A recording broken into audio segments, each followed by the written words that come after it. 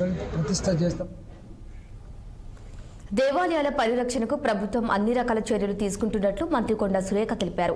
కొంతమంది రాజకీయ లబ్ధి కోసం మత విద్వేషాలను రెచ్చగొట్టడం మానుకోవాలని ఆమె హితవు పలికారు.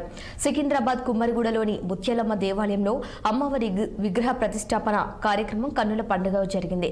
పునఃప్రతిష్ఠ కార్యక్రమానికి దేవాదాయ శాఖ మంత్రి కొండా సురేఖ హాజరై ప్రత్యేక పూజలు హోమాలు చేశారు. వేద మంత్రులతో శాస్త్రోక్తంగా అమ్మవారి ప్రాణ ప్రతిష్ఠ కార్యక్రమం నిర్వహించారు.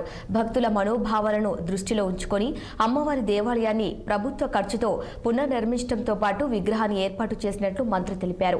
అమ్మవారి విగ్రహ ప్రతిష్ఠ చేయటం సంతోషంగా ఉందన్నారు కొండా సురేఖ.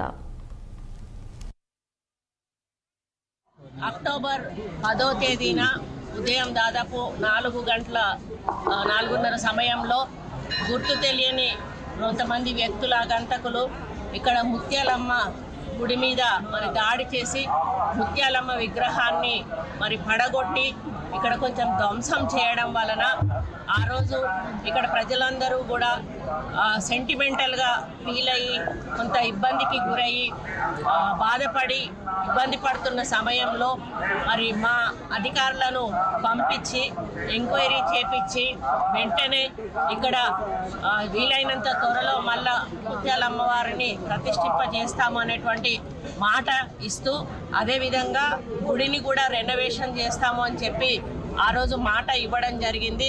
దాని ప్రకారమే ప్రజల యొక్క మనోభావాలు దెబ్బతినకుండా ఉండాలి అని చెప్పి ఇక్కడ ముత్యాలమ్మ విగ్రహాన్ని ఒక మంచి ఆకారంతో దాదాపు 256 కిలోల పంచలోహ విగ్రహాన్ని ఈరోజు తయారు చేసి 2 నెలల లోపల ప్రతిష్ఠించడం జరిగింది.